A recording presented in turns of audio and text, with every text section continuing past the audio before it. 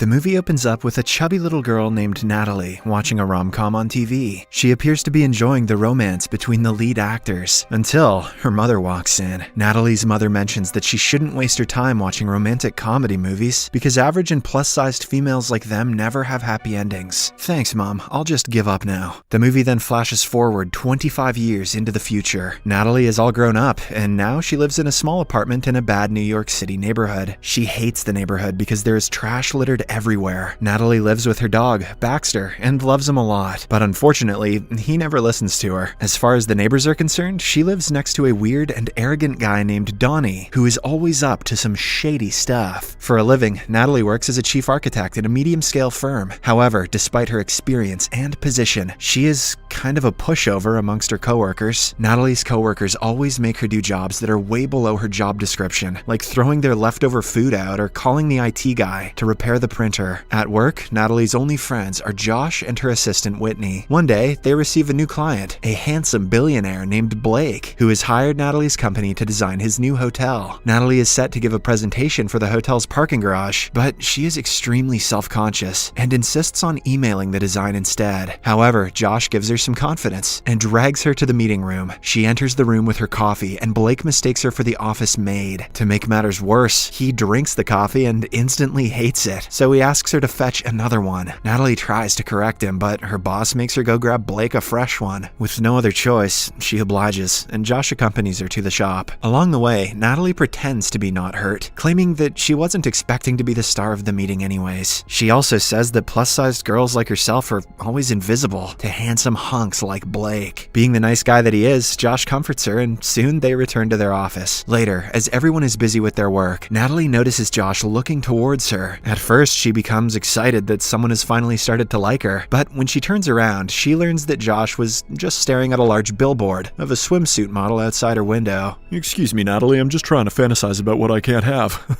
Natalie then catches her assistant Whitney watching and crying over a rom-com movie at work. For the first time, Natalie chastises her and goes on a cynical 3-hour rant about why romantic comedies are bullshit. She asserts that the movies are filled with lies because no one wakes up with full hair and makeup. The movies also depict that two women at the workplace are mortal enemies, which is obviously not true. Moreover, the rom-com movies always have a cliche gay best friend whose sole purpose in the story is just to help the main actress. The endings always have a slow-motion running sequence, and the lead actors are always trying to break up a wedding or get their lover back. Whitney's like, in the time it took you to say all this crap, I could have watched 2 rom-coms. Having had enough, Josh eventually interrupts her and asks her out for a karaoke session, but Natalie brushes him off. After Josh leaves, Whitney tells Natalie that he was asking her out on a date. However, Natalie insists that Josh doesn't like her that way because he is always gawking at the half-dressed model outside her window. In reply, Whitney comments that more people would notice Natalie if she were more open.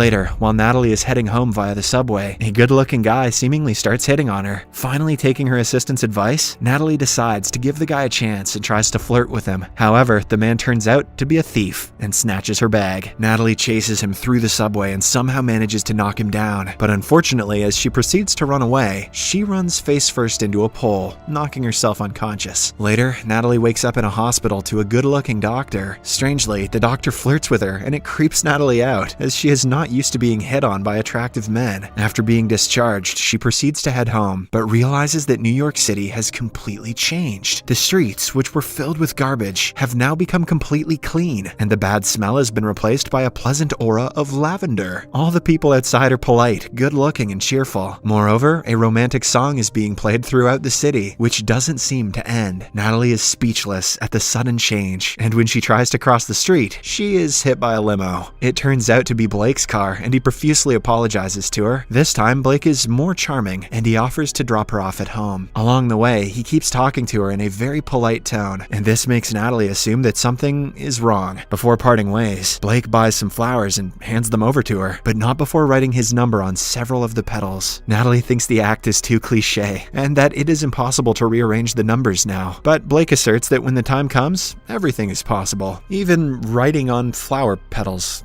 After the cringe encounter, Natalie walks into her apartment, and to her surprise, it is now much larger and nicer. She now has a walk-in closet with hundreds of beautiful designer shoes that perfectly fit her. The arrogant dog Baxter is also suddenly well-groomed and obedient. As Natalie is trying to wrap her head around everything, she is startled by her grumpy neighbor Donnie. He is now a flamboyant, stereotypical gay man who is acting more friendly than before. Surprisingly, he helps her get dressed and even gives her a lift to work. In the next scene, Natalie walks up to Whitney and proceeds to tell her everything, only to realize that she is not her assistant or friend anymore. In fact, the two are rivals and are constantly at each other's throats. Confused and scared, Natalie then talks to Josh, and fortunately, he is the only one acting normal. They go out for a walk and she explains everything to him, but as expected, Josh finds it hard to believe. However, since he's a good guy, he assures her that he believes her and he will help her in any way possible. As the two are talking, Josh suddenly notices a woman choking, so he runs to help her. The woman is none other than the gorgeous swimsuit model from the billboard. Careful with the Heimlich, Josh, you might snap her in half. Her name is Isabella, and she thanks Josh for helping her. Soon, the two get to talking, and it becomes evident that they are attracted to one another. Isabella invites Josh to a movie, and he instantly says yes, and leaves with her, leaving Natalie alone. As she walks around by herself, trying to figure out what is happening to her, she trips on something, and a handsome man comes to her rescue. He tries to compliment her, but it only freaks her out. Natalie then proceeds to curse in frustration, but every time she tries, a sound bleeps her out. It finally dawns on Natalie that she is stuck in a PG-13 romantic comedy. That doesn't make sense. PG-13 movies these days say the F word and show balls and stuff. In this world, strangers are nice to each other, and obese people like Natalie are considered equally attractive as others. After thinking for a while, Natalie finally realizes that she has landed in an alternate world after she accidentally knocked herself out. Hence, she rushes to the subway station to knock herself out again and undo everything. However, all of her attempts are futile. With no solution in sight, she decides to step in front of a train and commit the unthinkable. Fortunately, in the nick of time, a good-looking officer pulls her back. He, however, arrests her for entering the platform without a ticket. At the police station, Natalie gets to call a person, but she has no recollection of any phone numbers. Hence, with no options left, she decides to call Blake using the rose petals he gave her earlier. Natalie knows that rearranging the numbers is virtually impossible, but when she throws them on the ground, they magically align themselves. Natalie is freaking Rain Man. Soon, Blake arrives and bails her out. Natalie tries to tell him about everything, but he too doesn't believe her. Frustrated, Natalie then comes to the conclusion that since she is in a romantic comedy movie, she must get someone to fall in love with her in order to get herself out. That someone is Blake. Therefore, she decides to meet with Blake for a dinner date, and Donnie again helps her to doll up. The date goes surprisingly well, and the two have an amazing night. Like in a cliche movie, the date ends with Natalie and Blake kissing in the middle of the street under moonlight. Natalie then takes him back to her apartment, and as she proceeds to get intimate with him, the scene immediately cuts to the next morning. Natalie is puzzled that she didn't get to experience the actual coitus. She keeps trying, but every time the day just jumps to the next morning. Natalie eventually gives up, and Blake reveals that he loves her. However, this doesn't change anything for her because she is still stuck in the rom-com. Later, Natalie goes to work, and to her surprise, she learns that she has to demonstrate an important design today. Natalie is obviously unprepared because she doesn't know what the hell is going on. Fortunately, before things get out of hand for her, Josh comes to her rescue. He tells everyone that Natalie is actually saving the big reveal for later. Relieved by the narrow escape, Natalie returns home and spends all day trying to prepare her design. She is visited by Josh, who brings her Chinese food. The two laugh and joke together, and it appears as if they actually have genuine chemistry. Just then, Natalie begins to wonder if it's Josh who she is supposed to fall in love with to get out of the romantic comedy. However, before she can say anything, Blake shows up and kisses her. "Check out this alpha dog."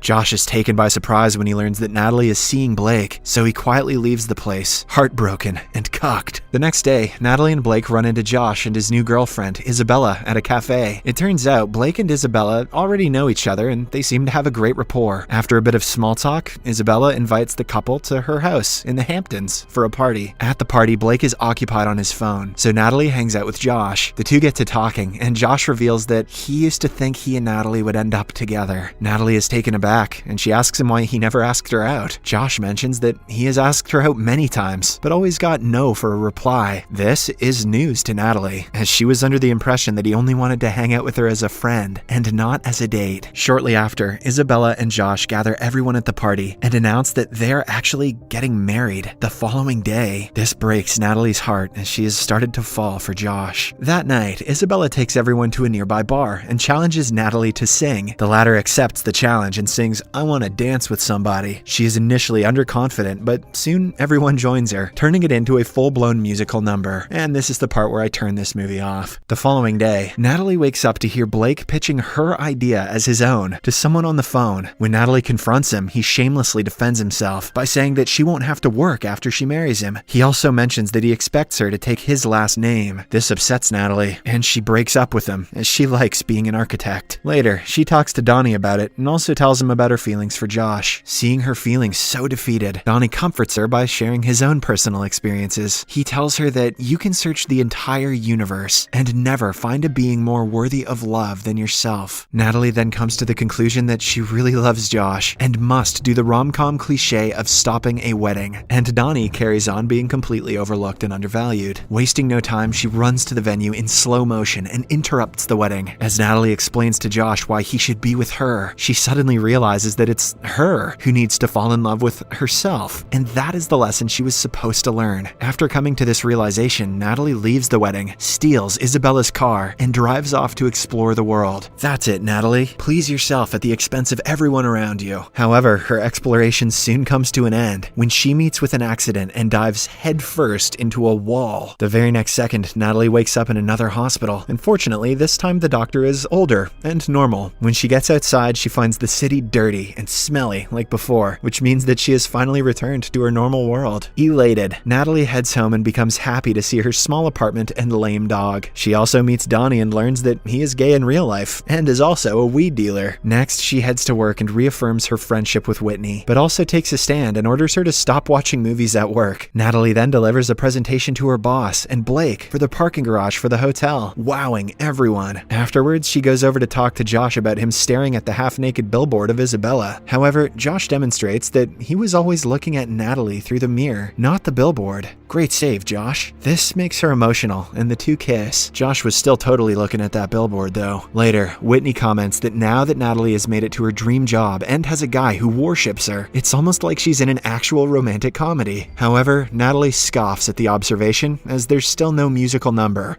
Good. But, as expected, the movie ends with everyone breaking into a musical number. Damn it. Subscribe for more videos like this, turn on notifications, and leave a like to help the channel out. Thank you for watching.